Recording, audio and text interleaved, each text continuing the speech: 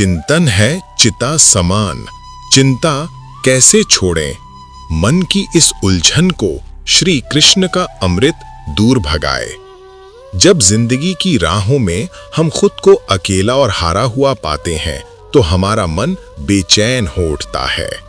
चिंता की लहरें हमें इस कदर जकड़ लेती हैं कि हम अपने वर्तमान और भविष्य दोनों को अंधकार में समझने लगते हैं। ऐसे में यदि हम भगवत गीता के दिव्य ज्ञान की शरण लें तो हमें जीवन की हर समस्या का समाधान मिल सकता है। ये वीडियो आपके लिए ही है जो आपको उस आध्यात्मिक मार्ग से परिचित कराएगा जिस पर चलकर आप न केवल अपने चिंताओं को दूर कर सकते हैं बल्कि जीवन जीने की कला भी सीख सकते हैं। इस वीडियो में हम भगवान श्री कृष्ण द्वारा दिए गए उन अमूल्य उपदेशों को जानेंगे जो हमें चिंता मुक्त और आनंदमय जीवन जीने में मदद करते हैं। इन उपदेशों में कर्म, धर्म और भक्ति का सही अर्थ छिपा है, जिन्हें समझकर हम अपनी मानसिक परेशानियों से छुटकारा पा सकते हैं और अपने जीवन में सकारात्मक बदलाव ला सकते हैं। यह वीडियो सिर्फ एक सामान्य ज्ञान नहीं है बल्कि एक मार्गदर्शक है जो आपको आपकी आंतरिक शक्ति से परिचित कराएगा। तो चलिए दोस्तों, जय राधे कृष्ण। और हाँ, अगर आप भी श्री कृष्ण के ज्ञान से जुड़े रहना चाहते हैं तो हमारे चैनल कृष्णा प्रवचन को सब्सक्राइब करना न भूलें। जीवन में भी हमारी मेहनत और समर्पण हमारे भविष्य की तस्वीर को आकार देता है। यही कारण है कि श्री कृष्ण ने कहा है कि कर्म का फल अटल है और उसे पाने के लिए धैर्य और समय की आवश्यकता होती है। जो व्यक्ति इसे समझता है वही जीवन में स्थायी सफलता और शांति का अनुभव करता है और यही जीवन का सबसे बड़ा रहस्य और अनमोल शिक्षा हमें देता है। अक्सर हम अपनी वर्तमान परिस्थितियों को केवल बाहरी घटनाओं या दूसरों की वजह से देखते हैं और यह नहीं समझ पाते कि हमारे जीवन में जो कुछ भी घटित होता है उसका मूल कारण हमारे अतीत के कर्मों में छिपा होता है। हम सोचते हैं कि यह अनायास हुआ या भाग्य ने ऐसा किया, लेकिन वास्तविकता यह है कि हमारे अनुभव, हमारी सफलता और असफलता, सुख और दुख सब हमारे पहले किए गए कर्मों का ही परिणाम है। कई बार हम तुरंत इसका परिणाम नहीं देखते और इसलिए भ्रमित हो जाते हैं, जैसे एक व्यक्ति कठिनाइयों का सामना करता है, लगातार प्रयास करता है, लेकिन परिणाम उसकी उम्मीद के अनुरूप नहीं आता। वह सोचता है कि यह स्थिति क्यों हुई, परंतु यदि वह अपने पिछले कर्मों पर ध्यान दे तो पाएगा कि वही कर्म उसे आज उस परिस्थिति में खड़ा कर रहे हैं। मित्रों, भगवान श्री कृष्ण कहते हैं कि हर कर्म का प्रभाव निश्चित रूप से प्रकट होता है और वह समय आने पर जीवन में अपनी छाप छोड़ता है। जब हम अच्छे कर्म करते हैं तो यह शांति, समृद्धि और संतोष लाता है और जब बुरे कर्म करते हैं तो उनके नकारात्मक प्रभाव धीरे धीरे हमारे जीवन में प्रकट होते हैं। जैसे कोई व्यक्ति स्वार्थ और छल से जीता है, शुरू में उसे लाभ लगता है, लेकिन समय के साथ उसके कर्म उसके खिलाफ काम करते हैं। जीवन में यह समझना महत्वपूर्ण है कि हमारे छोटे छोटे कर्म, विचार और निर्णय भविष्य को आकार देते हैं और उनके परिणाम धीरे धीरे हमारे सामने आते हैं। रिश्तों में हमारे अच्छे कर्म विश्वास और प्रेम को बढ़ाते हैं और बुरे कर्म तनाव और कलह को जन्म देते हैं। स्वास्थ्य में हमारी आदतें, अनुशासन और जीवन शैली हमारे शरीर और मन पर प्रभाव डालती हैं। आर्थिक स्थिति पर भी कर्मों का असर पड़ता है, क्योंकि ईमानदारी, मेहनत और दूरदर्शिता ही स्थायी सफलता और समृद्धि का आधार बनती है। इसलिए अपने कर्मों के प्रति सजग रहना, उन्हें सही दिशा में निर्देशित करना और धैर्य के साथ प्रयास करना आवश्यक है। जीवन में जो कुछ घटित होता है वह केवल बाहरी परिस्थितियों का परिणाम नहीं बल्कि हमारे अपने कर्मों का असर होता है। जब हम इसे समझते हैं और अपने कार्यों में निष्ठा रखते हैं तो हम अपने जीवन की दिशा बदल सकते हैं। यह सत्य हमें श्री कृष्ण के उपदेशों से स्पष्ट होता है कि कर्म के प्रभाव को नजरअंदाज नहीं किया जा सकता और हर कर्म का फल निश्चित रूप से हमारे जीवन में प्रकट होता है, चाहे हम उसे तुरंत देखें या नहीं। यही कारण है कि ध्यान, ईमानदारी और सकारात्मक कर्म हमारे जीवन का स्थायी आधार होते हैं और यही हमारे भविष्य को आकार देता है। लोग अक्सर यह सोचते हैं कि केवल भाग्य और बाहरी परिस्थितियां ही हमारे जीवन को आकार देती हैं, पर वास्तविकता यह है कि हमारे कर्म ही हमारे जीवन के हर क्षेत्र, विशेषकर आर्थिक और आध्यात्मिक स्थिति को निर्धारित करते हैं। अगर हम ईमानदारी, मेहनत और समय का सदुपयोग करते हैं तो हमारे प्रयास निश्चित रूप से फलित होते हैं और आर्थिक स्थिति में सुधार आता है। लेकिन यदि हम आलस्य, बेईमानी या दूसरों के अधिकारों का उल्लंघन करते हैं तो परिणाम स्वरूप हमें कठिनाइयों और आर्थिक संकट का सामना करना पड़ता है। यह नियम केवल बाहरी लाभ तक सीमित नहीं है, बल्कि हमारे आध्यात्मिक विकास में भी समान रूप से लागू होता है। मित्रों, भगवान श्री कृष्ण कहते हैं कि जब हमारे कर्म सत्य, परोपकारी और निष्ठावान होते हैं, तब हमारा मन और आत्मा दोनों शुद्ध होते हैं और हम आध्यात्मिक रूप से प्रगति करते हैं। उदाहरण के लिए, जब हम सत्य बोलते हैं, दूसरों की मदद करते हैं या किसी के भले के लिए कार्य करते हैं, तो यह ना केवल हमारे मन को शांत करता है, बल्कि हमारी आत्मा को भी निर्मल करता है। जैसे नदी के जल में अव्यवस्थित तत्वों को निकालने से पानी शुद्ध होता है, वैसे ही हमारे कर्मों की शुद्धि से आत्मा का आध्यात्मिक विकास होता है। इसके विपरीत, यदि हम केवल आत्म केंद्रित होते हैं और अपने भौतिक सुख और लाभ के लिए कार्य करते हैं, तो हमारी आत्मा में अराजकता और अशांति उत्पन्न होती है, जिससे हमारे जीवन में संतोष और आध्यात्मिक उन्नति रुक जाती है। जीवन में संतुलन और स्थायी सफलता पाने के लिए आवश्यक है कि हम अपने कर्मों को सही दिशा में लगाएं, ईश्वर की भक्ति और सेवा के माध्यम से उन्हें उच्च बनाएं। जब हम यह समझते हैं कि हमारे कर्म ही हमारे जीवन के हर पहलू, रिश्ते, स्वास्थ्य, आर्थिक स्थिति और आत्मिक उन्नति का आधार है, तो हम सजग होकर अपने कार्य करते हैं और हर निर्णय सोच समझ कर लेते हैं। यही कारण है कि हमारे जीवन का हर अनुभव, सुख और दुख, परिणाम और प्रगति सीधे हमारे कर्मों से जुड़ा होता है। कर्म की शक्ति यह है कि वह हमारे प्रयासों, हमारे निर्णयों और हमारी निष्ठा के अनुसार हमारे जीवन की दिशा निर्धारित करता है, और इसे सही दिशा में उपयोग करने से ही जीवन में स्थायी संतोष और आध्यात्मिक उन्नति प्राप्त होती है। यही वह आधार है जिस पर हर व्यक्ति अपने जीवन का निर्माण करता है। एक साधक का जीवन जो हर कर्म में ईश्वर की स्मृति रखता है, उसकी आत्मा में अद्भुत परिवर्तन और उन्नति होती है। वह अपने हर कार्य को ईश्वर की सेवा और भक्ति के रूप में देखता है, और इससे उसके मानसिक, शारीरिक और आध्यात्मिक जीवन में संतुलन और शांति आती है। अच्छे कर्म केवल भौतिक सुख प्रदान नहीं करते, बल्कि आत्मा को दिव्यता की ओर भी ले जाते हैं। इसलिए प्रत्येक व्यक्ति को अपने कर्मों में शुद्धता, प्रेम और निष्कलंकता बनाए रखना आवश्यक है, ताकि वह न केवल जीवन की भौतिक आवश्यकताओं को पूरा कर सके, बल्कि आध्यात्मिक उन्नति भी प्राप्त कर सके। मित्रों, भगवान श्री कृष्ण कहते हैं कि कर्म का यह नियम केवल एक जन्म तक सीमित नहीं है, बल्कि पुनर्जन्म के माध्यम से यह चक्र लगातार चलता रहता है। हमारे प्रत्येक कर्म का प्रभाव हमारी आत्मा पर पड़ता है और अगले जीवन में उसके परिणाम स्पष्ट रूप से सामने आते हैं। जीवन एक किताब की तरह है जिसमें हर कर्म एक पृष्ठ है। जैसे किसान बीज बोता है और समय के साथ उसे फल मिलता है, वैसे ही हमारे कर्मों का फल कभी इसी जीवन में और कभी अगले जन्म में प्रकट होता है। इसलिए यदि हम इस जन्म में अपने कर्मों को शुद्ध और नेक दृष्टि से करें, तो हमारे अगले जन्म का मार्ग भी उज्जवल बनता है। यह सिद्धांत हमें यह भी सिखाता है कि हर कर्म का महत्व है और हमें अपने प्रत्येक कार्य की जिम्मेदारी समझनी चाहिए।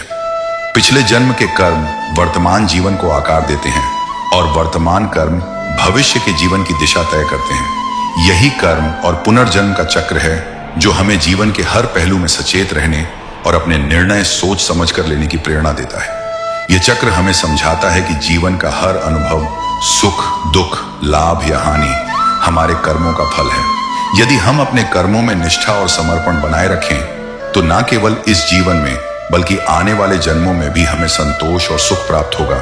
जैसे किसी गांव में रामू नामक वृद्ध किसान रहते थे, जिन्होंने अपने जीवन को कर्म, सेवा और निष्ठा से संवार रखा था।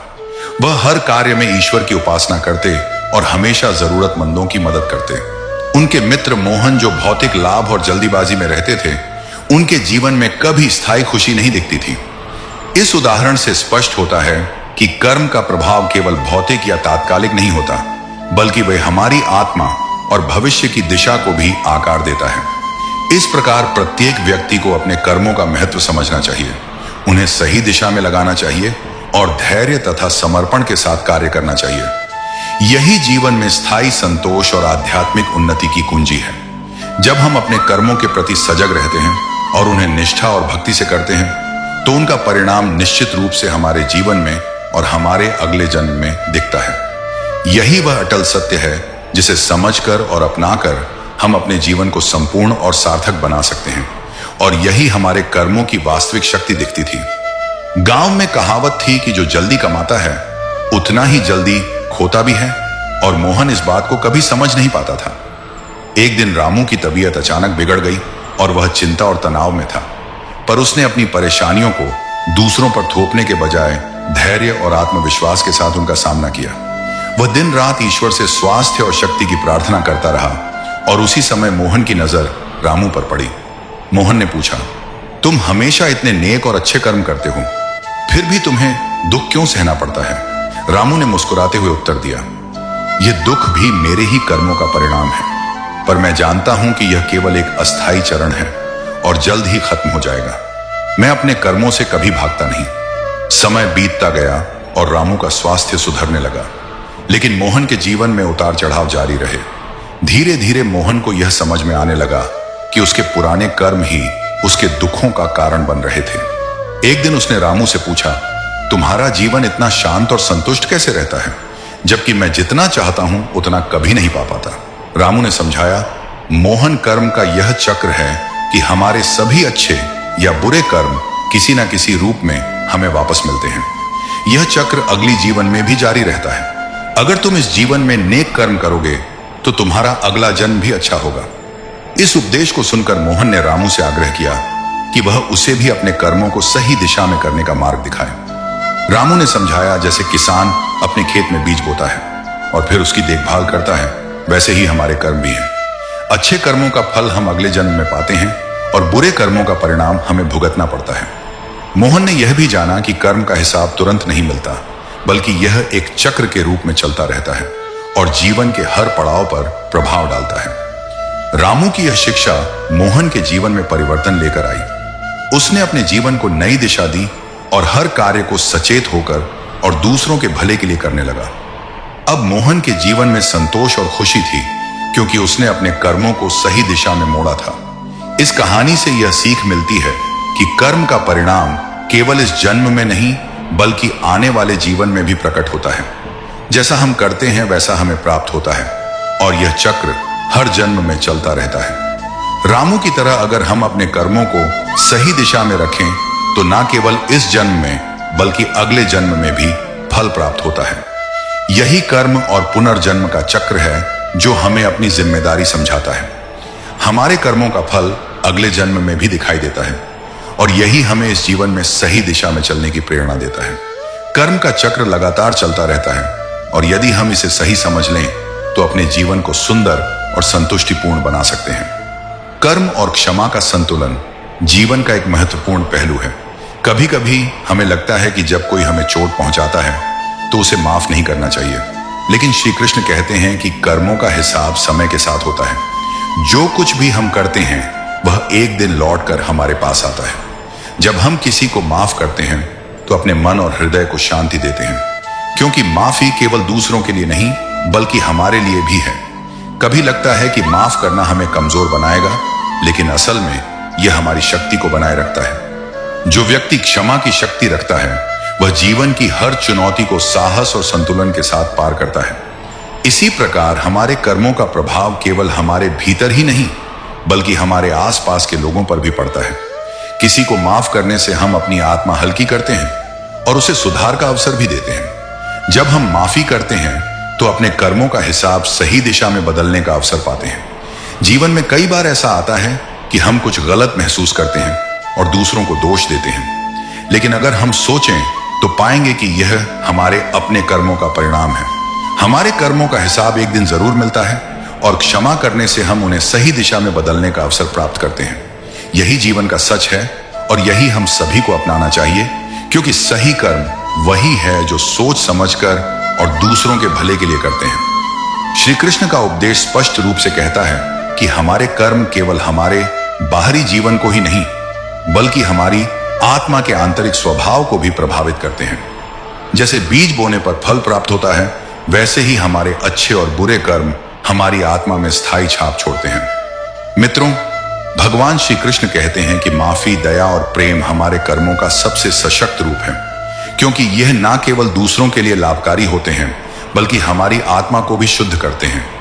जब हम क्षमा करते हैं तो हम अपने भीतर के नकारात्मक भावों को दूर करते हैं और अपने कर्मों का सही हिसाब बनाने की दिशा में कदम बढ़ाते हैं। इसके विपरीत झूठ, धोखा और स्वार्थ पर आधारित कर्म हमारी आत्मा को कलुषित करते हैं और जीवन में मानसिक अशांति पैदा करते हैं। जैसे एक गंदे दर्पण में सच्चाई अस्पष्ट दिखती है, वैसे ही अशुद्ध आत्मा जीवन की वास्तविकता और उद्देश्य को सही रूप से नहीं देख पाती। इसीलिए हमें अपने हर कर्म को सजगता, नैतिकता और सच्चाई के साथ करना चाहिए। जब हम दूसरों की मदद करते हैं, सहयोग और सेवा की भावना से कार्य करते हैं, तो हमारे भीतर संतोष और शांति का अनुभव होता है, जो हमारे मानसिक और आध्यात्मिक स्वास्थ्य को भी बढ़ाता है। अच्छे कर्मों के माध्यम से हमारी आत्मा शुद्ध होती है और यह शुद्धता हमारे परिवार, समाज और हमारे आसपास की दुनिया तक सकारात्मक ऊर्जा फैलाती है। हमें यह भी समझना चाहिए कि आत्मा की शुद्धता और जीवन में संतोष केवल बाहरी भौतिक सुखों से नहीं, बल्कि हमारे कर्मों की शुद्धता और नैतिकता से जुड़ी है। इसीलिए हमें नफरत, द्वेष और स्वार्थ को छोड़कर प्रेम, करुणा और दया के मार्ग पर चलते हुए अपने कर्मों को सजाना चाहिए। जब हम यह समझते हैं कि हमारे हर कर्म का प्रभाव हमारे जीवन और आत्मा पर पड़ता है, तो हम सजगता और जिम्मेदारी के साथ अपने कर्मों का चयन करते हैं। इस प्रकार हम न केवल अपनी आत्मा को शुद्ध और सकारात्मक बनाए रखते हैं, बल्कि अपने जीवन में स्थायी शांति और संतोष भी प्राप्त करते हैं। इसलिए यह अत्यंत आवश्यक है कि हम अपने कर्मों के प्रति सजग रहें, उनके प्रति उत्तरदायी बने और उन्हें सदैव नैतिक, सही और शुद्ध दिशा में रखते हैं। यही वे कर्म है जो हमारे जीवन और आत्मा को संतुलन और शांति प्रदान करते हैं। हमारे कार्यों का प्रभाव केवल बाहरी जीवन तक सीमित नहीं होता, बल्कि यह हमारे मन, सोच और आत्मा की गहराइयों तक पहुंचता है। मित्रों, भगवान श्री कृष्ण कहते हैं कि कर्मों को बिना किसी स्वार्थ और लालच के करना ही सच्ची साधना है और इसके माध्यम से आत्मा की शुद्धि संभव होती है। जब हम अपने कर्तव्यों को निष्ठा, ईमानदारी और समर्पण के साथ करते हैं, तो हमें मानसिक शांति, आत्मिक संतोष और जीवन में स्थिरता प्राप्त होती है। इंसान की असली खूबसूरती उसकी वाणी और व्यवहार में होती है, क्योंकि चेहरा तो समय के साथ बदल जाता है, लेकिन शब्द और आचरण हमेशा याद रहते हैं।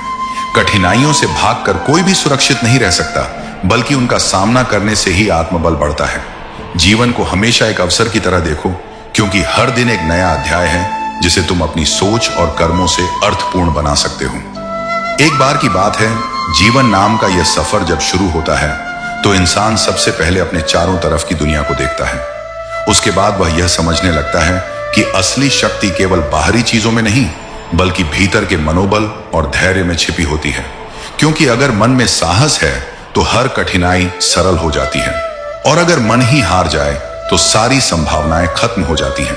इसलिए हमेशा अपने विचारों को सकारात्मक बनाए रखना चाहिए, क्योंकि विचार ही भविष्य का बीज होते हैं, और जैसा बीज बोया जाता है, वैसा ही वृक्ष फल देता है। यदि इंसान अपने दिन की शुरुआत अच्छे संकल्प और दृढ़ निश्चय के साथ करता है, तो पूरा दिन ऊर्जावान और सफलतापूर्वक बीतता है।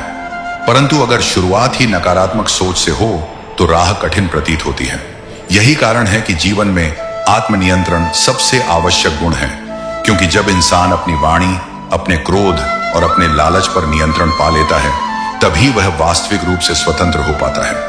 मित्रों, भगवान श्री कृष्ण कहते हैं कि जो व्यक्ति अपने मन को जीत लेता है, वही सबसे बड़ा विजेता कहलाता है। संसार में सबसे कठिन युद्ध बाहरी नहीं, बल्कि आंतरिक होता है। इसीलिए मन को जीतना ही जीवन की सबसे बड़ी उपलब्धि है। मनुष्य को यह नहीं भूलना चाहिए कि समय सबसे बड़ी पूंजी है।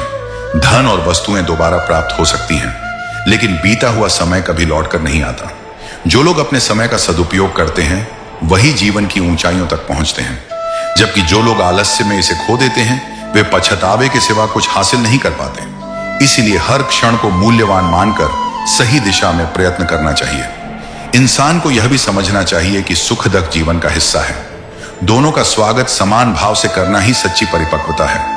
यदि केवल सुख की कामना करेंगे, तो दुख आने पर टूट जाएंगे, लेकिन यदि दोनों को समान समझेंगे, तो कोई भी परिस्थिति हिला नहीं पाएगी। गीता में स्पष्ट रूप से बताया गया है कि हमें अपने कर्म पर ध्यान देना चाहिए। फल की चिंता नहीं करनी चाहिए, क्योंकि कर्म ही हमारी नियति का निर्माण करते हैं। सफलता उन्हीं के चरण चूमती है जो पूरे समर्पण और ईमानदारी से कार्य करते हैं। अगर मेहनत सच्चे मन से की जाए, तो परिस्थितियां स्वयं बदल जाती हैं। जैसे अंधकार कितना भी गहरा क्यों ना हो, पर एक छोटी सी लौ भी उसे मिटा देती है। वैसे ही निष्ठा और साहस से भरा मन हर असंभव को संभव बना देता है। इंसान को यह भी जान लेना चाहिए कि रिश्तों का महत्व धन से कहीं अधिक होता है, क्योंकि सच्चे मित्र और परिवार ही वह शक्ति है जो कठिन समय में सल बनते हैं। लेकिन यदि गलत लोग साथ छोड़ दें तो निराश नहीं होना चाहिए, क्योंकि ईश्वर ऐसे लोगों को हमारे जीवन से हटाकर सही लोगों के लिए जगह बनाते हैं। यही जीवन का नियम है। अकेलेपन को कमजोरी समझने के बजाय अवसर मानना चाहिए, क्योंकि जब कोई साथ नहीं होता तब इंसान को अपनी असली ताकत का एहसास होता है। जैसे बीज अंधेरे में मिट्टी के नीचे दबकर भी अंकुरित होता है, वैसे ही इंसान विपरीत परिस्थितियों में भी अपनी असली चमक दिखाता है। इंसान को अपने भीतर छिपे डर से लड़ना चाहिए, क्योंकि डर ही सबसे बड़ा बंधन है। यदि डर को जीत लिया तो जीवन की हर राह आसान हो जाती है। हमें यह भी समझना होगा कि असली सुख संग्रह में नहीं बल्कि त्याग में है। जो दूसरों के लिए जीता है वही वास्तव में जीता है, क्योंकि जीवन का वास्तविक मूल्य इस बात से नहीं है कि आपने कितना कमाया, बल्कि इससे है कि आपने कितनों का जीवन बेहतर बनाया।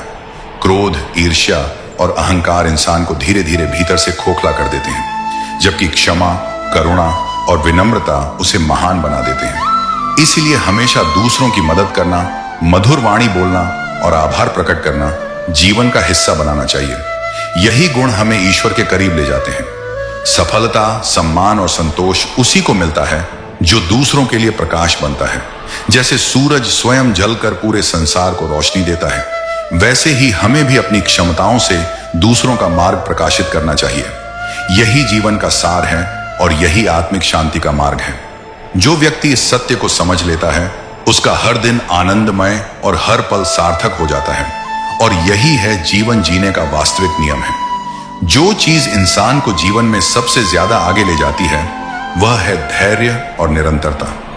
सफलता का अर्थ सिर्फ ऊंचाइयों पर पहुंचना नहीं है, बल्कि हर परिस्थिति में अपना संतुलन बनाए रखना है। जो लोग गुस्से में अपने शब्दों पर नियंत्रण नहीं रखते वे बाद में अक्सर पछताते हैं। इसलिए वाणी को मधुर बनाना ही सबसे बड़ा आभूषण है। कई बार हमें लगता है कि हालात हमारे खिलाफ है, लेकिन सच ये है कि वही कठिनाइयां हमें मजबूत बनाने के लिए आती हैं। यदि अंधेरा ना हो तो रोशनी का महत्व कौन समझेगा? ठीक उसी तरह अगर चुनौतियां ना आए तो जीत की खुशी अधूरी रह जाएगी। इंसान का मूल्य उसकी संपत्ति से नहीं बल्कि उसके स्वभाव से मापा जाता है। बड़ी बड़ी इमारतें बनाने वाले लोग बहुत मिलेंगे, लेकिन दिलों में जगह बनाने वाले लोग बहुत कम होते हैं। अपने विचारों को हमेशा ऊंचा रखो, क्योंकि विचार ही भविष्य की दिशा तय करते हैं। जो व्यक्ति दूसरों को सम्मान देता है वह खुद भी सम्मानित होता है। किसी से प्रतिस्पर्धा करने की जगह खुद को हर दिन कल से बेहतर बनाने की कोशिश करो। हर इंसान के जीवन में समय सबसे बड़ी पूंजी है। धन खोने पर दोबारा पाया जा सकता है, लेकिन समय लौटकर नहीं आता। इसलिए हर दिन को यूं ही व्यर्थ मत जाने दो। हर पल को सार्थक बनाओ। असली शांति बाहर ढूंढने से नहीं बल्कि भीतर झांकने से मिलती है। अपने भीतर की शक्ति को पहचानना ही आत्मज्ञान है। मित्रों, प्रभु श्री कृष्ण कहते हैं कि जो इंसान अपने मन पर विजय पा लेता है वही सबसे बड़ा विजेता होता है। दूसरों को जीतना आसान है, लेकिन खुद को जीतना कठिन है। अहंकार हमेशा पतन की ओर ले जाता है, जबकि विनम्रता इंसान को ईश्वर के ओर निकट ले जाती है। गीता में स्पष्ट रूप से बताया गया है कि हमें अपने कर्म पर ध्यान देना चाहिए। फल की चिंता नहीं करनी चाहिए। जब कर्म शुद्ध होगा तो फल अपने आप शुभ होगा। याद रखो, जीवन का असली सुख संग्रह में नहीं बल्कि त्याग में छिपा है। जो दूसरों के लिए कुछ करता है वही वास्तव में जीता है। खुश रहना कोई परिस्थिति नहीं बल्कि एक निर्णय है। यदि मन में संतोष हो तो साधारण जीवन भी स्वर्ग जैसा लगता है। कभी कभी जीवन हमें ऐसे मोड़ों पर ले आता है जहां हमें खुद से सवाल करना पड़ता है कि आखिर इस यात्रा का असली उद्देश्य क्या है। इंसान दिन रात भाग दौड़ करता है, कभी अपने परिवार के लिए, कभी अपने सपनों के लिए और कभी समाज में अपनी पहचान बनाने के लिए। लेकिन इस दौड़ में वह अक्सर खुद को ही भूल जाता है। वह यह समझ ही नहीं पाता कि बाहरी उपलब्धियां और संपत्ति तो अस्थायी हैं, परंतु आत्मिक शांति ही स्थायी खजाना है। अगर मन शांत नहीं है तो दुनिया की सारी सफलताएं भी अधूरी लगती हैं। इसलिए सबसे पहले हमें खुद के भीतर झांकना चाहिए और यह जानना चाहिए कि हम किस दिशा में जा रहे हैं। जीवन का सबसे बड़ा सच यह है कि कोई भी परिस्थिति स्थायी नहीं होती। सुख दुख, लाभ हानि, जय पराजय सब कुछ बदलता रहता है। इसलिए कठिन समय में टूटना नहीं चाहिए और अच्छे समय में अहंकार में खोना नहीं चाहिए। मित्रों, भगवान श्री कृष्ण कहते हैं कि जो व्यक्ति अपने मन को स्थिर रखता है वही सच्चा ज्ञानी है, क्योंकि उसका सुख किसी परिस्थिति पर निर्भर नहीं होता। उसका सुख उसकी आत्मा से जुड़ा होता है। हमें अपने विचारों की शक्ति को पहचानना चाहिए, क्योंकि जैसे विचार होते हैं वैसा ही जीवन बन जाता है। सकारात्मक सोच अंधेरे में भी रास्ता दिखाती है, जबकि नकारात्मक सोच उजाले में भी अंधकार पैदा कर देती है। जब इंसान दूसरों की नजरों से अपनी कीमत आंकने लगता है तो वह कभी भी संतुष्ट नहीं रह सकता, क्योंकि बाहरी दुनिया की अपेक्षाएं कभी खत्म नहीं होती। इसीलिए खुद के प्रति ईमानदार रहना और अपनी आत्मा को खुश रखना ही सच्ची स्वतंत्रता है। गीता में स्पष्ट रूप से बताया गया है कि इंसान को अपने कर्म पर ध्यान देना चाहिए। कर्म ही उसकी असली पहचान है। अगर कर्म पवित्र होंगे तो फल भी स्वतः श्रेष्ठ होगा। इसीलिए फल की चिंता में उलझकर अपने वर्तमान को बोझिल नहीं करना चाहिए, बल्कि पूरे मन और निष्ठा से अपना कार्य करना चाहिए।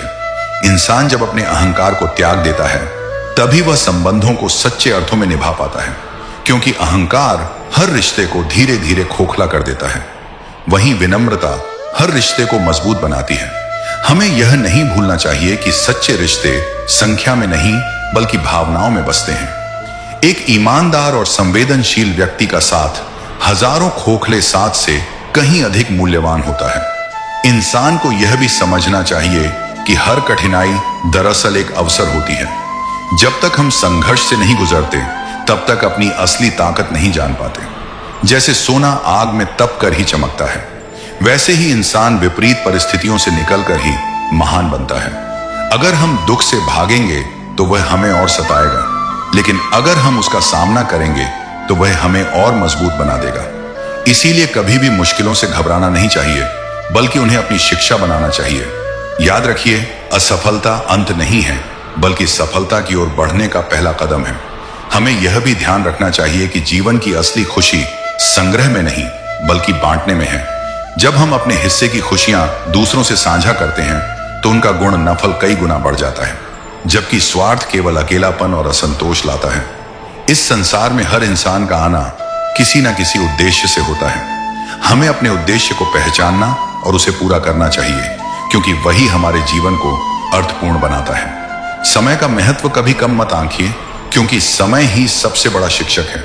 वह कभी किसी के लिए नहीं रुकता। जो उसका सम्मान करता है वही आगे बढ़ता है, और जो उसे व्यर्थ गंवाता है वह पीछे रह जाता है। हमें अपनी वाणी का भी संयम रखना चाहिए, क्योंकि शब्दों के पास गहरी शक्ति होती है। एक मधुर वाणी किसी टूटे दिल को जोड़ सकती है और एक कठोर वाणी रिश्तों को तोड़ सकती है। इसलिए सोच समझकर बोलना ही बुद्धिमानी है। जीवन में सफलता और असफलता दोनों हमें कुछ ना कुछ सिखाती है। सफलता हमें विनम्र होना सिखाती है और असफलता हमें धैर्यवान बनाती है। मित्रों, श्री कृष्ण कहते हैं, जब हम स्वयं को छोटा मानते हैं, जब हम अपनी क्षमताओं पर भरोसा नहीं करते, तभी हम पीछे रह जाते हैं। लेकिन जब हम यह मान लेते हैं कि हमारे भीतर वही शक्ति है जो पूरे ब्रह्मांड को संचालित करती है, तो फिर कोई भी कार्य कठिन नहीं रहता। मित्रों, भगवान श्री कृष्ण कहते हैं कि हर संबंध में सच्चाई और निष्ठा सबसे महत्वपूर्ण है। झूठ और कपट से संबंध टिकते नहीं। भले ही थोड़े समय के लिए सुखद प्रतीत हो, लेकिन अंततः वे टूट जाते हैं। जबकि सच्चाई भले ही कठोर लगे, परंतु वही स्थायी है। इसलिए हर संबंध में सच्चाई को आधार बनाओ।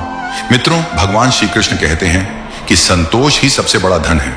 जिसके पास संतोष है वह हर परिस्थिति में सुखी है, और जिसके पास संतोष नहीं, वह चाहे कितना भी धनवान क्यों ना हो, अंदर से खाली है।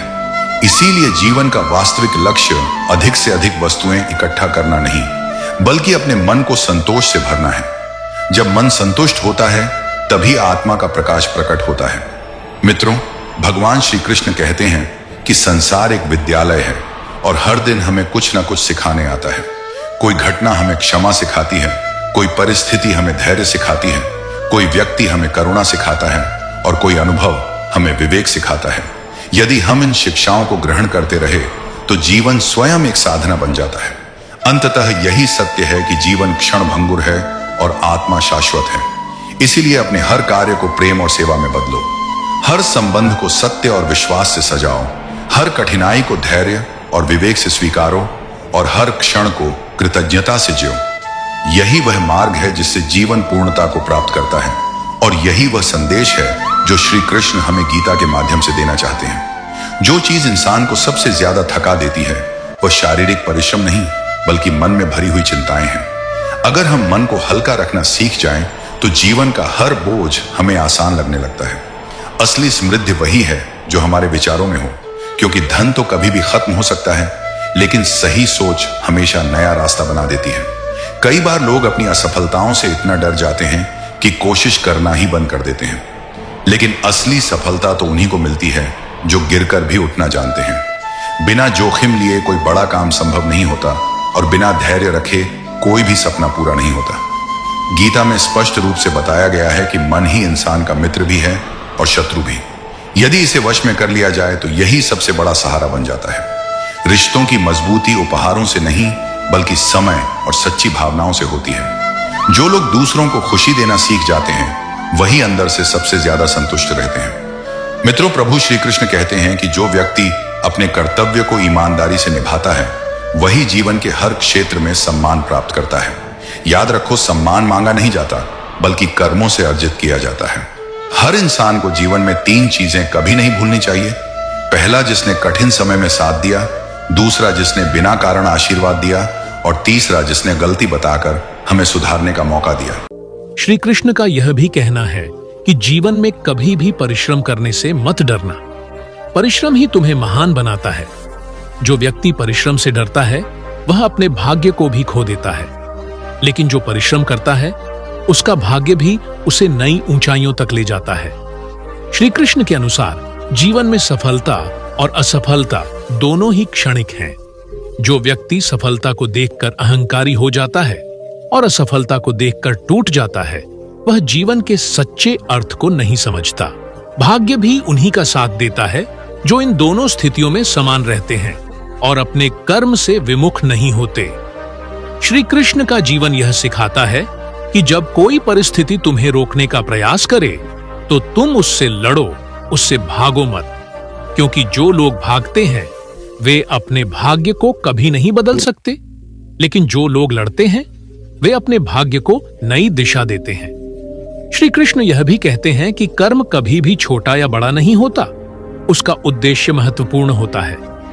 यदि तुम ईमानदारी से छोटा कार्य भी करते हो तो वह भी तुम्हारे भाग्य को बदल सकता है, लेकिन यदि तुम बड़े से बड़ा कार्य भी अहंकार और स्वार्थ से करते हो तो वह तुम्हारे भाग्य में दुख ही लाएगा।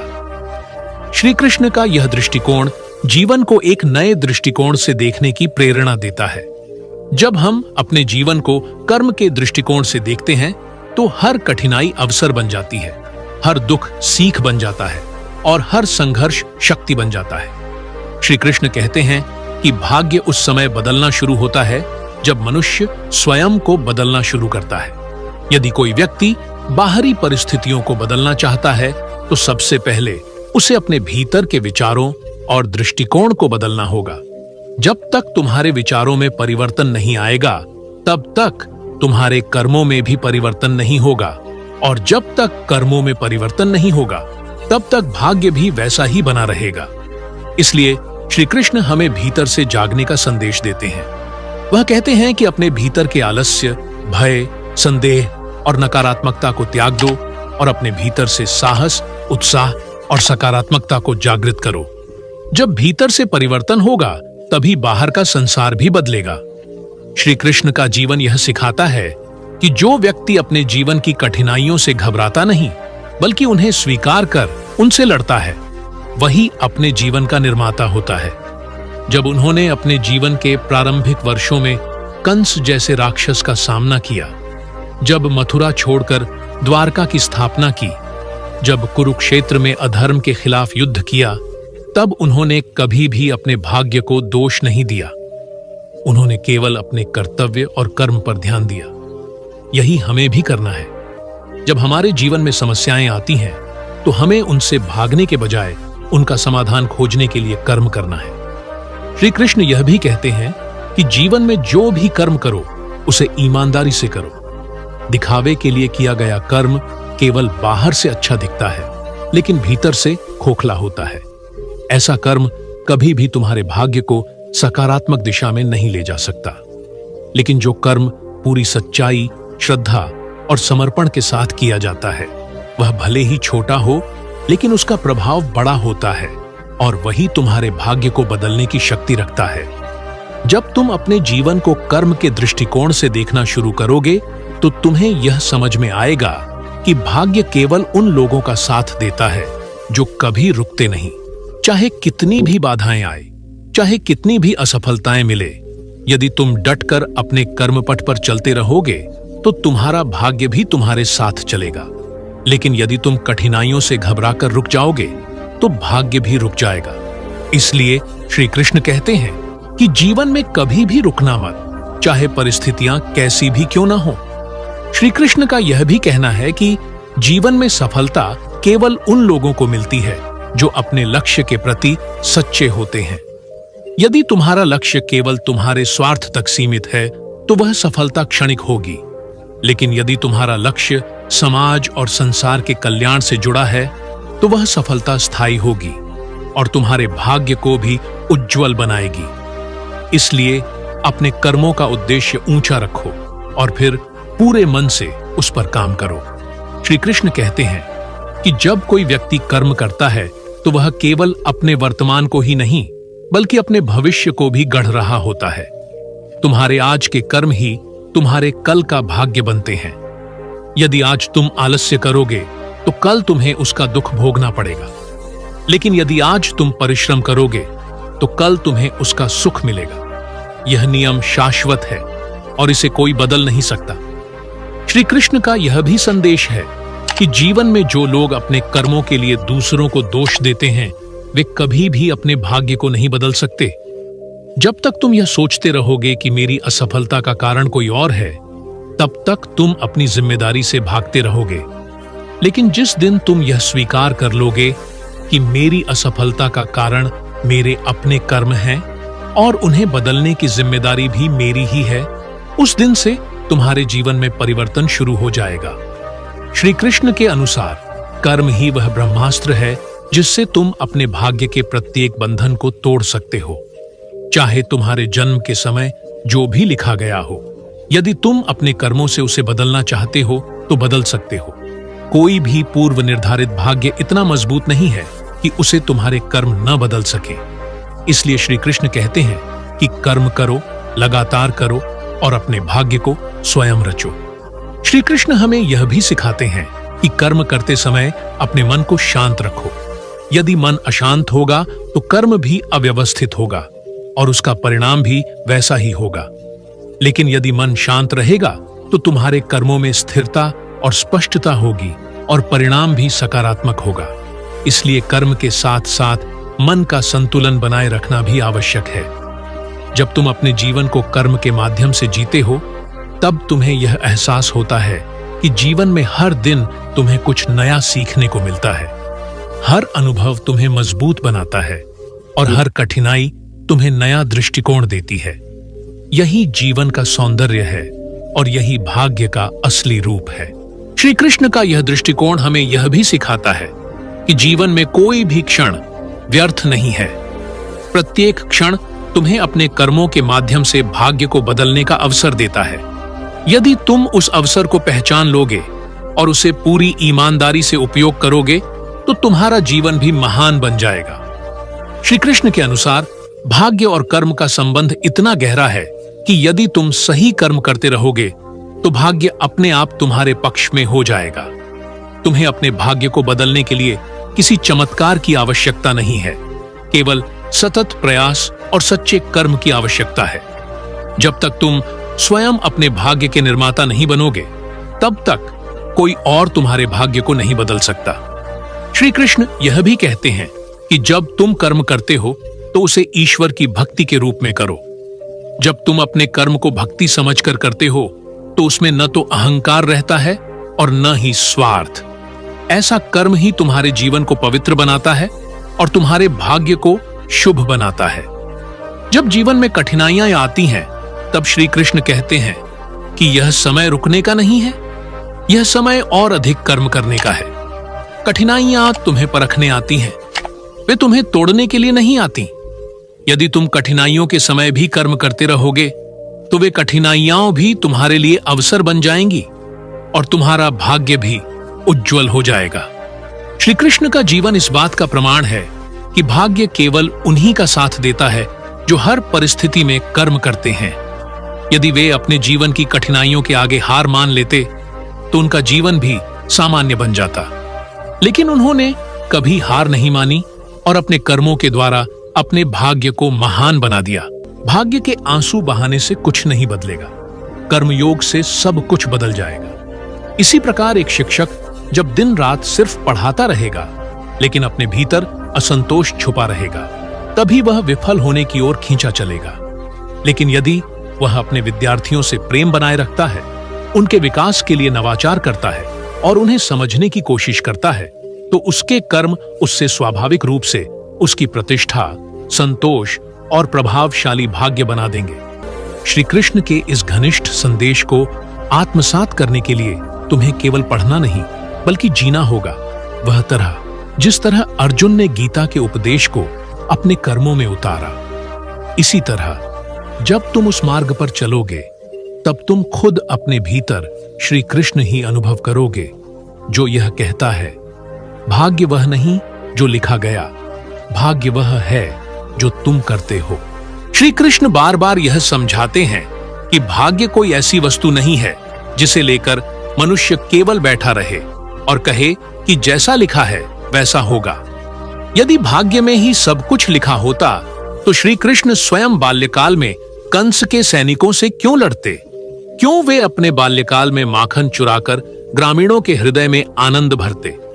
क्यों वे अर्जुन को युद्ध भूमि में प्रेरित करते? यदि भाग्य ही सब कुछ होता तो कर्म की आवश्यकता ही नहीं होती। लेकिन श्री कृष्ण के जीवन का प्रत्येक क्षण यह बताता है कि भाग्य को बदलने का एक ही मार्ग है और वह है कर्म। जो लोग अपने भाग्य पर बैठकर सो जाते हैं उनका जीवन भी धीरे धीरे अंधकारमय हो जाता है, लेकिन जो लोग अपने कर्मों के द्वारा भाग्य को गढ़ते हैं उनके जीवन में सदैव प्रकाश रहता है। श्री कृष्ण कहते हैं कि मनुष्य का मन ही उसका सबसे बड़ा मित्र और सबसे बड़ा शत्रु है। यदि मनुष्य अपने मन को वश में कर लेता है तो वही मन उसके लिए भाग्य का रचयिता बन जाता है, लेकिन यदि मनुष्य अपने मन के अधीन हो जाता है तो वही मन उसे भाग्य के बंधनों में बांध देता है। इसलिए श्री कृष्ण हमें यह सिखाते हैं कि अपने मन को नियंत्रण में रखो और उसे कर्म पथ पर लगाओ। जब मनुष्य अपने मन को उच्च विचारों और श्रेष्ठ कर्मों में लगाता है तब उसका भाग्य भी उसे ऊंचाइयों तक पहुंचाता है। जीवन के प्रत्येक मोड़ पर हमें यह समझना चाहिए कि हर परिस्थिति, चाहे वह सुखद हो या दुखद, हमारे कर्म का ही परिणाम है। यदि आज हमारे जीवन में कठिनाइयां हैं तो यह हमारे पिछले या वर्तमान कर्मों का फल है, लेकिन यदि हम उन कठिनाइयों के बीच भी अच्छे कर्म करते रहें तो भविष्य में हमारा भाग्य अवश्य बदलेगा। यही श्री कृष्ण का संदेश है कि परिस्थिति को देखकर अपने कर्म को मत बदलो, बल्कि अपने कर्म से परिस्थिति को बदलो। श्री कृष्ण ने यह भी कहा है कि कर्म में कभी भी आलस्य नहीं होना चाहिए। आलस्य ही वह शत्रु है जो मनुष्य को भाग्य के भरोसे बैठा देता है। जब मनुष्य आलसी होता है तो वह सोचता है कि जो होना होगा वह अपने आप होगा, लेकिन श्री कृष्ण कहते हैं कि जो होना है वह तभी होगा जब तुम कुछ करोगे।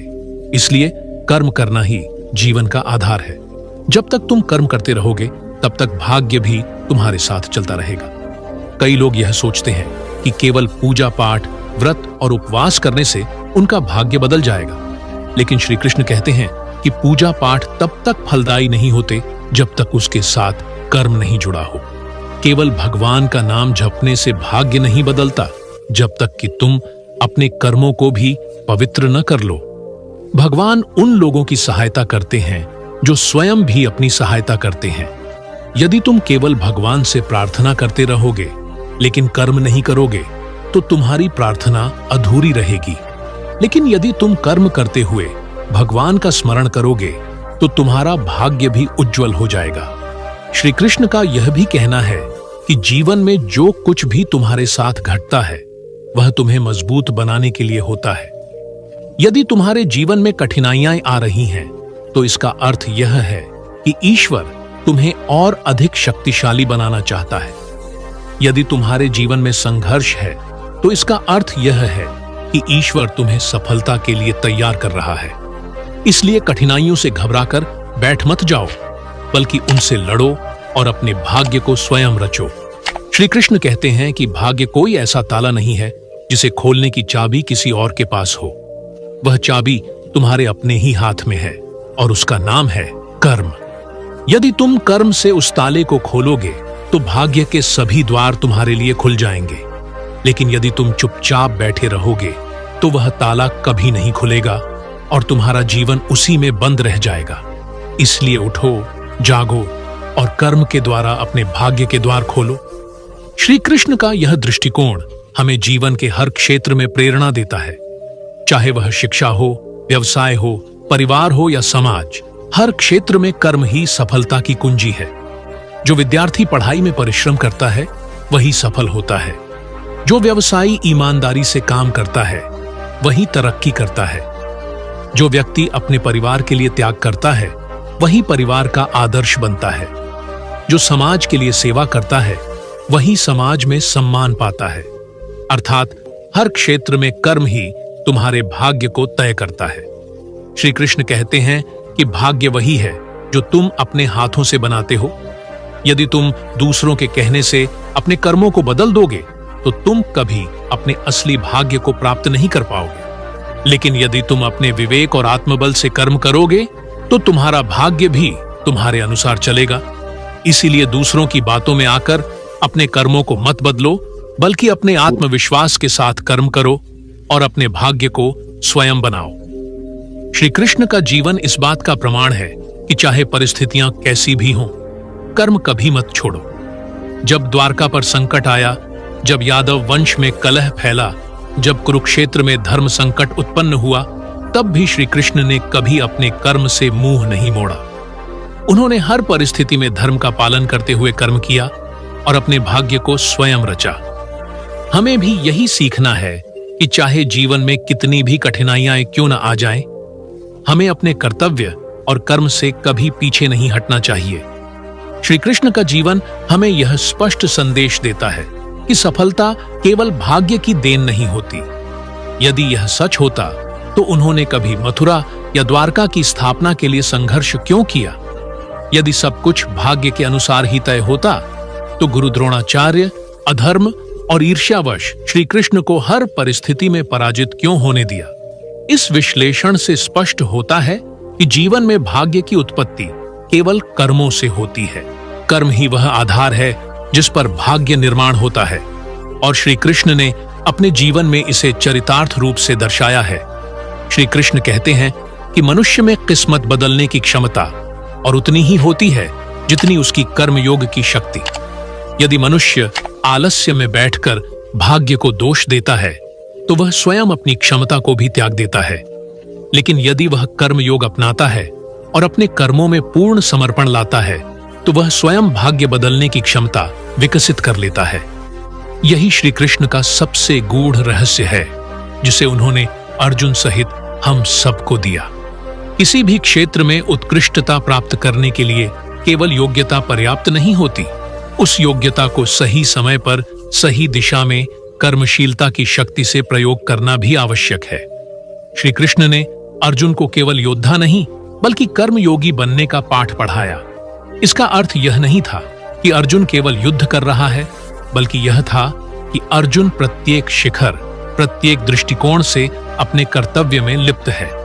वह न केवल बाहरी लक्ष्य के लिए लड़ रहा था, बल्कि भीतर से भी अपने संकल्प, काम और ईमानदारी को दृढ़ता से निभा रहा था। जब हम अपने जीवन की तुलना श्री कृष्ण के उपदेशों से करते हैं तो यह स्पष्ट हो जाता है कि कर्मयोग केवल युद्ध के मैदान तक सीमित नहीं है। यह हर गृहस्थ, विद्यार्थी, व्यवसायी, किसान या सेवा कार्यकर्ता का मार्ग है। कर्मयोग का उद्देश्य केवल फल प्राप्त करना नहीं, बल्कि कर्म संवर्धन, आत्मबल और समाज सेवा के माध्यम से भाग्य का उद्भव करना भी है। चिंता एक सूखी आग की तरह है, दिखती कम है, जलाती ज्यादा है।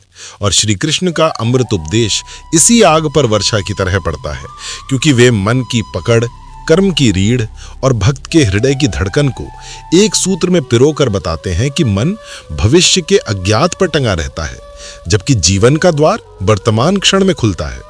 चिंता वहीं जन्म लेती है जहां हम फल को नियंत्रित करने का वादा खुद से कर बैठते हैं। पर कृष्ण कहते हैं, तुम्हारा अधिकार कर्म पर है, फल पर नहीं। अर्थात जो तुम्हारे हाथ में है उसे उत्तम करो, और जो हाथ में नहीं उसे समत्व के हवाले होने दो। समत्व यानी प्रसंग कुछ भी हो, मन का संतुलन ना टूटे। जैसे सागर में 1000 नदियां गिरती हैं, पर सागर का मर्यादित स्तर बना रहता है। चिंता खत्म करने का रहस्य यह नहीं कि समस्याएं खत्म हो जाएं, बल्कि मन में एक ऐसा दीप जले जो परिस्थिति के हवा झोंकों से भी बुझ ना सके। और ये दीप जलता है स्मरण से, नाम स्मरण, गुण स्मरण, लीला स्मरण। क्योंकि जिसका स्मरण हम करते हैं वैसा ही मन का आकार होता है। मन का नियम है, अभ्यास और वैराग्य से ही वह वश में आता है। अभ्यास वह रस्सी है जिससे हम मन को बार बार उसी खूंटे से बांधते हैं, और वैराग्य वह विवेक है जो बताता है कि किस पर पकड़ ढीली करनी है।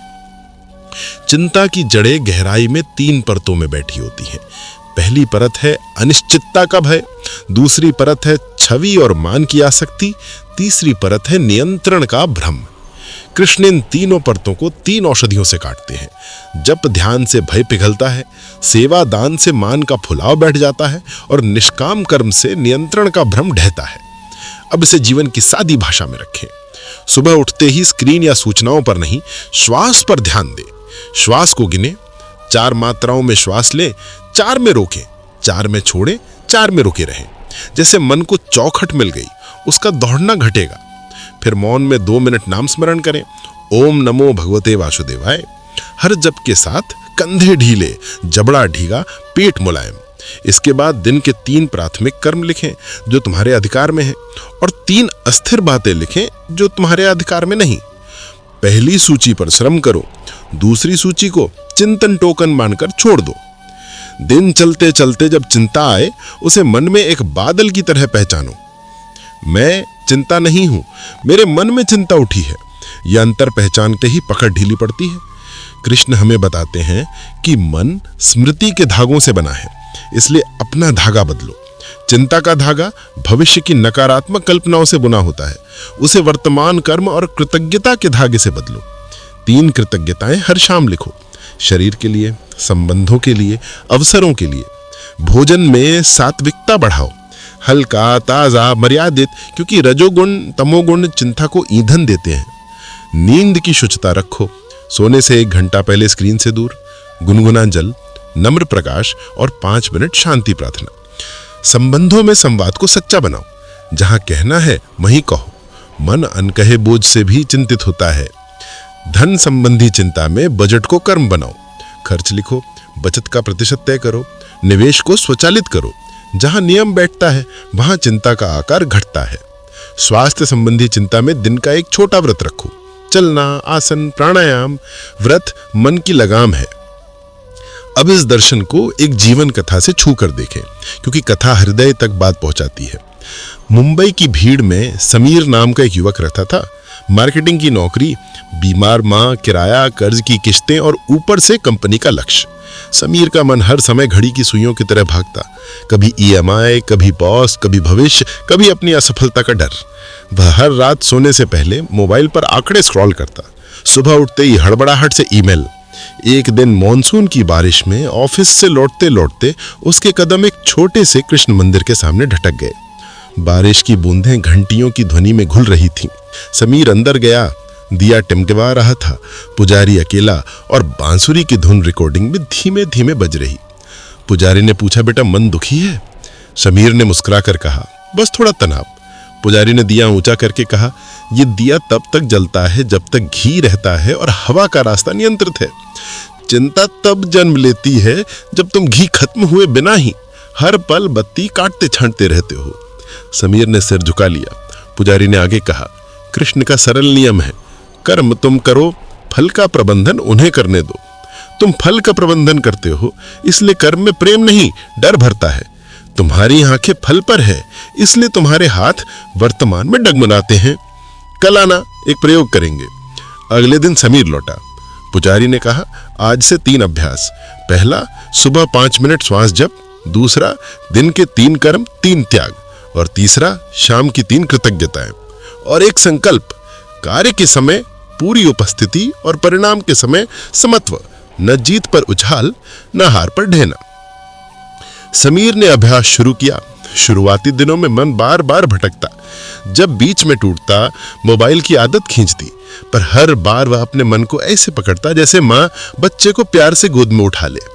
कोई दंड नहीं, बस लौटना। ऑफिस में वह अपने 3 प्राथमिक कार्यों पर समय ब्लॉक बनाता। सुबह सबसे कठिन, दोपहर मध्य, शाम संचार। मीटिंग में उसकी सांस धीमी और स्थिर। जब भी बॉस की तीखी बात आती, वह भीतर से कहता, ये भी एक लहर है, मैं सागर हूं। उसकी ईमेल लिखावट बदल गई, स्पष्ट, संक्षिप्त, सहानुभूति। वह रिपोर्ट भेजकर लिख देता, कृपया अपनी सूझें। समाधान केंद्रित गए।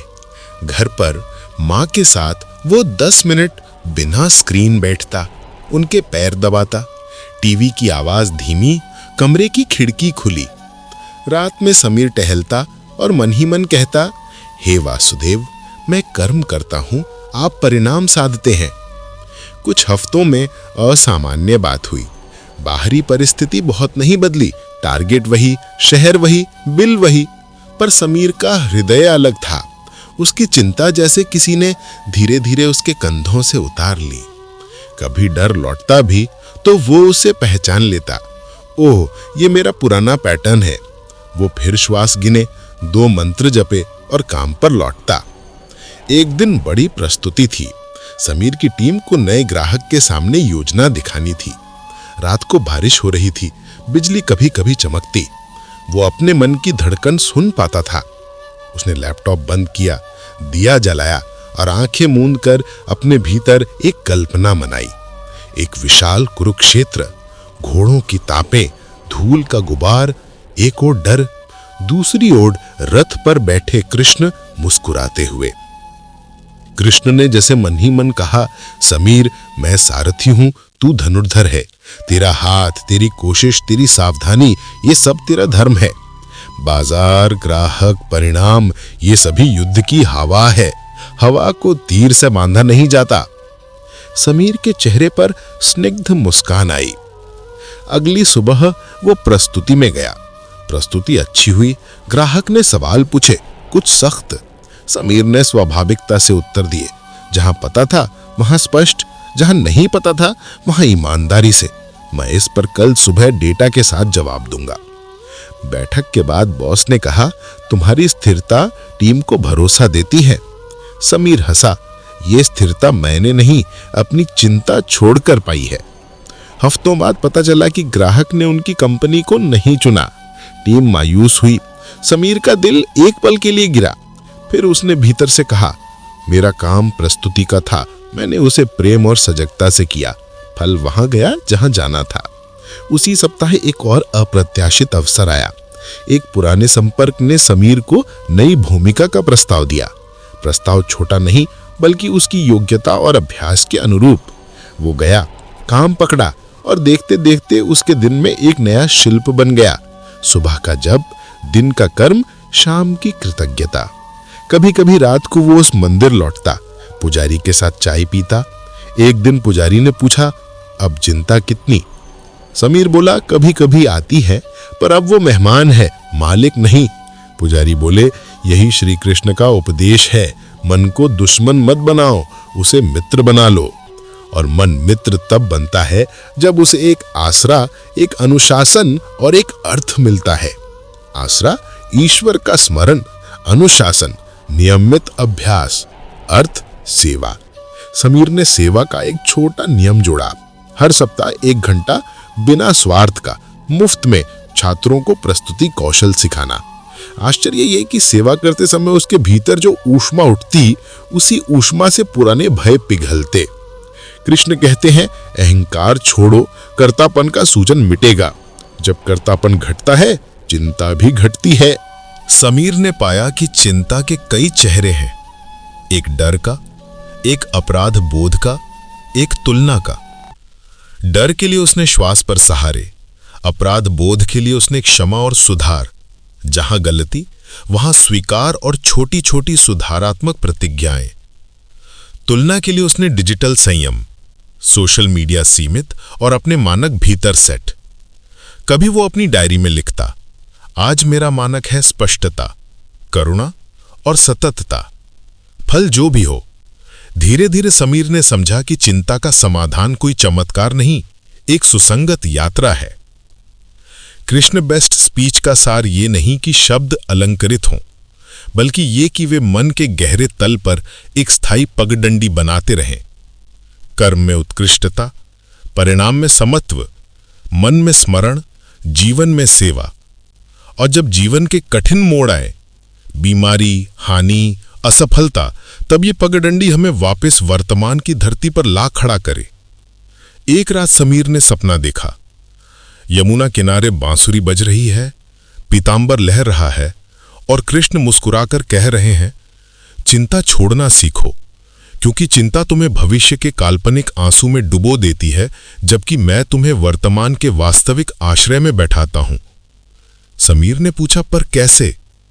कृष्ण ने कहा, अपने भीतर एक छोटा सा स्थान बनाओ जहां प्रतिदिन 5 मिनट मेरे साथ बैठो। वहां न शिकायत न सौदा, सिर्फ उपस्थिति। शेष दिन तुम अपना धर्म निभाना, जो करना है वही करोगे, मैं तुम्हारे कर्म को अर्थ दूंगा।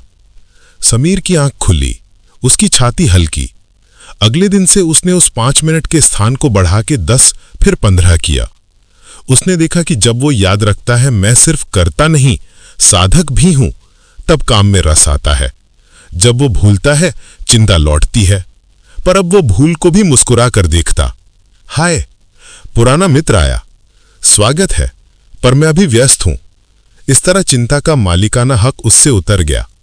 ये कथा केवल समीर की नहीं, ये हमारी दैनिक रस्साकशी की है। चिंता का पेड़ पानी से नहीं, भय से फलता है। कृष्ण उस भय को नाम स्मरण, विवेक और समत्व की धूप में सुखा देते हैं।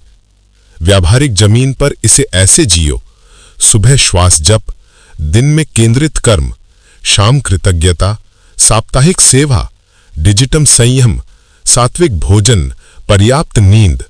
और जब भी मन कहे क्या गारंटी है, धीरे से उत्तर दो, गारंटी नहीं, विश्वास है। गारंटी व्यापार की भाषा है, भक्ति कर्म को खिलाती है। अंत में बस इतना याद रहे, चिंता को जीतने का अर्थ परिस्थितियों को हराना नहीं, अपने मन को मित्र बना लेना है। जब मन मित्र बनता है तो वही संसार जो पहले रणभूमि लगता था, साधना भूमि बन जाता है। और इस साधना भूमि पर श्री कृष्ण का वही सहज उपदेश बार बार फूटता है। तुम्हारा कर्म तुम्हारी पूजा है, तुम्हारा समत्व तुम्हारी रक्षा है, तुम्हारा स्मरण तुम्हारा सहचर है, परिणाम मेरे पास सुरक्षित है। चिंतामणि तुम्हारे भीतर है, उसकी चमक तुम्हारे वर्तमान में है। आज इसी क्षण एक दिया जलाओ, श्वास की लौ पर, स्मरण की बाती से और कर्म के घी से।